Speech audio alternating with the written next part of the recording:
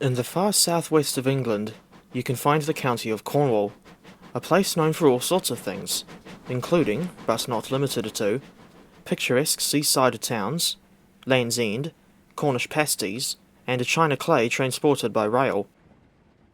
That last trait I mentioned is the main theme of the route we're looking at today. These are my 2 cents on the china clay for export route in Train Simulator, but this review will be shorter than usual because there's not as much to discuss with this route as other add-ons.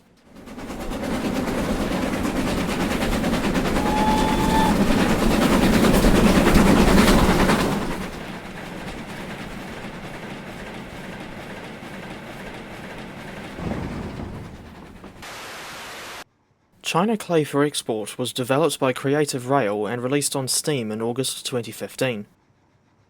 Nearly 10 years later, the route is still available for purchase, but it costs 30 New Zealand dollars at full price. As for what you get in the pack, I'll start off with the route coverage. While it is at least non-linear, the route still feels very small and restricted because you only get a short section of the Cornish Main Line between Parr and Lostwithiel, as well as the full branch to Foy/Cairn Point and only part of the New Quay branch. Why the route coverage was cut at Bugle is anyone's guess. Total route length is only 20 miles, and according to the products listing on Steam, the route is set in 1988.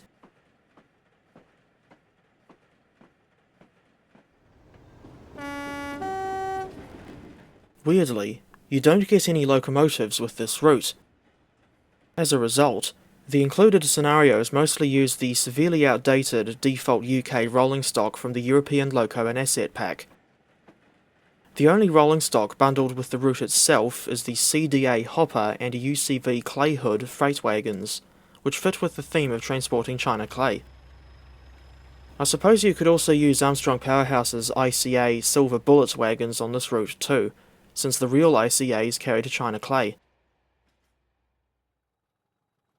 As for any motive power that you could use on this route, the Class 37, Valenta-powered Class 43 HST, and Class 47 come to mind, but you could even run the Class 50 on here and that would still be realistic, since there is photographic evidence available to prove that Hoovers ran in this part of Cornwall in 1988.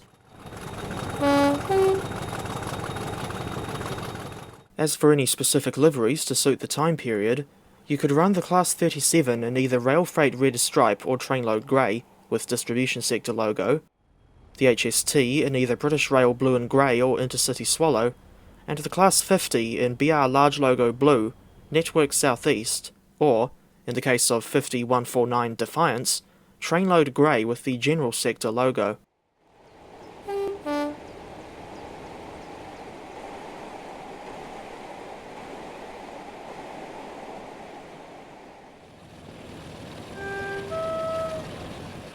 Weirdly, even Class 47 number 47522 Doncaster Enterprise went to Cornwall in 1988, but I don't know if there's a reskin of her unique apple green livery available for TS.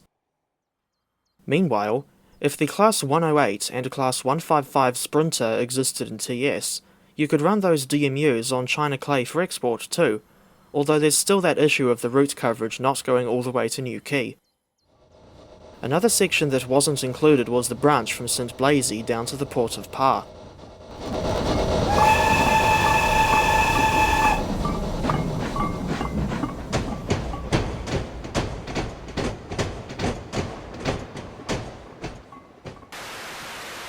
For the most part, I think Creative Rail did nothing more than an okay job of capturing the charm of the Cornish countryside.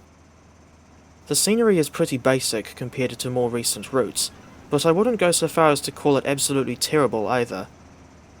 Indeed, the small route coverage and basic scenery results in the route running with consistently high frame rates, at least on my end.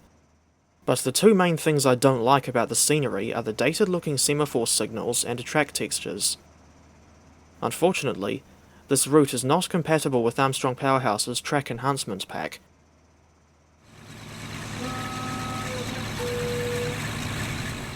As for the scenarios, you get 7 of them with the route, but I didn't revisit them for this review because, to be honest, I'm just not a fan of default scenarios, and I don't like driving the default Kuju-era Class 37 and Class 47. Fortunately, numerous community-made scenarios are available to download from Steam Workshop, including one that I made in June 2019.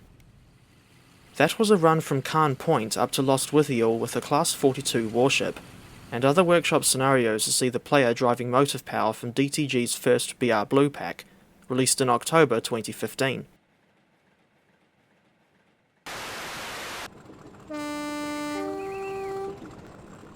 To an extent, I still like pottering about on China clay for export from time to time, but there's so little to do here that it gets boring really quickly. Personally, I don't think this route is worth 30 New Zealand dollars, not by a long shot. If you really want it, you'd be much better off getting it in a sale. If the route coverage was ever extended to Bungalow Junction, or, at the very least, New Quay, then I'd have an easier time deciding whether or not I can recommend this route. For now, I can only give it a 5 out of 10.